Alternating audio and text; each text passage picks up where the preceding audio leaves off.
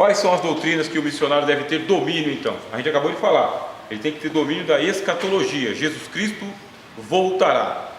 Agora, como que Jesus vai voltar? Quando que ele vai voltar? Antes da grande tribulação, depois da grande tribulação, no meio da grande tribulação, visivelmente, invisivelmente, em duas etapas. Isso aí é outra coisa. Isso aí é um assunto assim para a escola bíblica dominical, para um seminário, para uma igreja montada. Não é isso que o missionário vai levar para o campo. Ele não vai levar controvérsia escatológica. Não leva controvérsia. Aliás, missionário nenhum leva controvérsia teológica. Ele leva Cristo crucificado. Por isso, a iminência da volta de Jesus é ponto passivo. Quer dizer, Cristo voltará e eu tenho que trabalhar enquanto ele não volta, porque vai ser a qualquer momento, a qualquer instante. Ponto. E o que tem dentro da doutrina? Aí ele vai estudar junto com aqueles que ele converter, num ambiente restrito, fechado, especialmente preparado para isso. Segunda doutrina que o missionário ele tem que ter plena convicção e certeza e domínio, a ressurreição de Cristo. Nós pregamos Cristo ressuscitado. Isso é importante, irmãos, importante. Porque você tem o Cristo da parede, o Cristo engessado, e você tem o Cristo histórico, irmãos. O que é o Cristo histórico? É a história de Jesus que andou pela Palestina. Cristo histórico. Lá na Cristologia vocês estudaram isso, vocês lembram, né? Cristo histórico. Você tem o Cristo histórico, você tem o falso Cristo, que é o Cristo da parede, que está engessado. E qual que é a base da pregação do apóstolo Paulo? Cristo ressuscitado.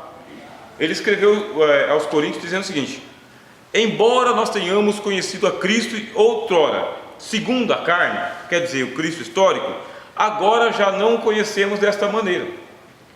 A pregação do apóstolo Paulo era do Senhor que ressuscitou dos mortos, portanto Cristo está vivo, vivo entre nós, vive assentado à direita de Deus e que voltará. A ressurreição de Jesus, o apóstolo Paulo na primeira carta aos Coríntios, capítulo 15, ele disse, é a coluna cervical de toda a nossa pregação, porque se Cristo não ressuscitou, vã é a nossa pregação, e nós somos os mais miseráveis de todos os homens. Por quê? Porque nós anunciamos uma coisa que não é verdade. A convicção que nós devemos ter é a seguinte: nosso Senhor está ressuscitado, vivo e entre nós, presente entre nós. É Ele que nos ordenou, é Ele que nos enviou. Nós não estamos pregando um Cristo mitológico, engessado. E aí tem muita gente, que nem eu falei na primeira parte dessa aula aqui, pior do que não evangelizar é evangelizar errado, não foi? Acabei de falar. Pior do que você anunciar, deixar de anunciar, é você anunciar errado. Quando você leva um Cristo, e esse Cristo é um Cristo engessado, emparedado, um Cristo mítico, mitológico, inventado pela tua cabeça, inventado por você e para você, e agora você quer fazer ele produto de exportação, era melhor não ter nem acreditado em Jesus. Muito melhor não ter acreditado em Jesus do que acreditou num Cristo mítico, mitológico, porque tem um monte de Cristo inventado. E você fala, mas como que eu vou conhecer esse Cristo da ressurreição? Precisa ter conhecimento do Novo Testamento, irmãos.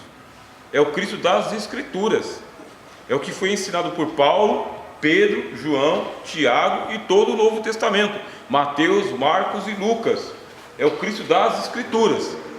Andou na Palestina? Andou na Palestina. Ressuscitou ao terceiro dia? Sim. Foi pregado pelos apóstolos. Está aqui, concretizado para nós no Novo Testamento.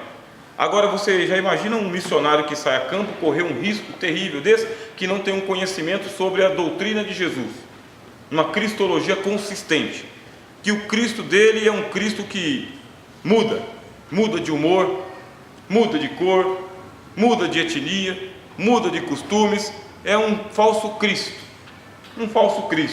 aí pronto, isso aí vai colocar em xeque todo o trabalho. Quando chegar um outro missionário autêntico lá com a doutrina real de Jesus, ele não consegue pregar mais. Por quê? Tem um Cristo mitológico ali na parede. Mitológico. Por que é difícil evangelizar um católico? Por que é difícil evangelizar uma testemunha de Jeová? Por que é difícil evangelizar um adventista? Porque eles acreditam num outro Cristo. Você primeiro tem que dissuadir ele e dizer: esse seu Cristo é falso, não é assim. Aí pronto, fica difícil por causa que eles têm algumas experiências com esse Cristo. Eles têm uma experiência religiosa com esse Cristo. Esse é o primeiro ponto. Difícil, hein? Difícil. E não pode ser um Cristo mitológico, um Cristo de parede. E também tem aquele problema do Cristo histórico. O que é o Cristo histórico? É aquele que fica preso só na página do Novo Testamento, só lá em Mateus, Marcos e Lucas. Ele só fez milagre no passado, ele só pregou no passado, ele só evangelizou no passado, agora é outra coisa. É outra coisa. Mais uma vez, você vai ter que ter um conhecimento de Jesus de acordo com o Evangelho. E para isso tem que ser leitor, irmãos. Não tem alternativa. Você vai ouvir centenas de milhares de pregadores durante a sua vida. Você vai ouvir pregação que não cabe num livro, de tanto que você ouve falar. Agora, quanta distorção existe, quanta lenda existe, muita coisa mesmo. Já no primeiro século era assim. No primeiro século diziam que Jesus ele não era de carne e osso, diziam que Jesus ele era semidivino. Já no primeiro século tinha um Cristo todo distorcido. Aí pronto, como que vai corrigir isso? Chegou um missionário para pregar Jesus. Que Jesus ele vai anunciar ali? Cristo ressuscitado. Estava entre os mortos e ao terceiro dia voltou à vida e está à direita de Deus e voltará. E com base na ressurreição de Jesus, constrói toda a pregação. Por quê? Ele é a esperança dos mortos, irmãos. Jesus é a esperança dos mortos. A pergunta é: ressuscitou para quê? Ressuscitou para a nossa salvação e vai nos ressuscitar também. E depois você vai para todo o Novo Testamento, que vai ensinar a doutrina da ressurreição dos mortos também. E se você for pregar e você não tiver essa convicção, o que você vai fazer? Você vai adaptar uma cristologia para o cliente.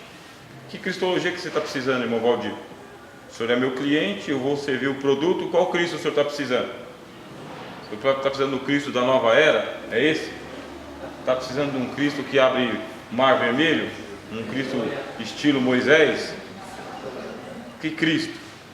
É só vocês abrirem o Novo Testamento, vocês vão ficar espantados em perceber que os apóstolos, quando eles faziam citação do Novo Testamento, não tinha nada a ver com essas campanhas mirabolantes que o pessoal faz por aí afora. Estão falsificando o Cristo? Lógico, virou produto de mercado, nova era, pós-modernidade. Mas por que se fala dos outros? E nós? Pode acontecer com a gente, mas tem um monte de gente inventando Cristo por aí. Tem um monte. E a gente tem que voltar para o Cristo bíblico. O Cristo bíblico sangra, irmãos. O Cristo bíblico ele soa, ele tem sede, ele tem fome. O Cristo bíblico ele não é mirabolante, irmãos. Ele não é mirabolante. O Cristo bíblico ele não é fantástico. Ele é um Cristo consistente, que nasceu e viveu como homem, plenamente homem, e toda a plenitude da divindade dele ele colocou debaixo de uma tenda de carne.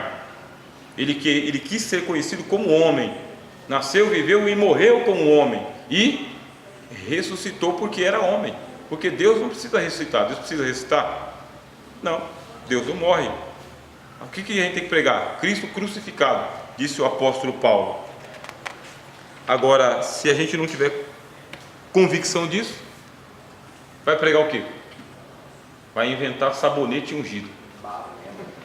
Vai inventar sabonete ungido, pão ungido. Vai inventar um monte de bugiganga, irmão. É uma coisa assim que afasta Deus e traz idolatria. Agora você imagina um missionário sair, correr o risco, perder até a família, perder a vida, para poder inventar um Cristo. Não precisa.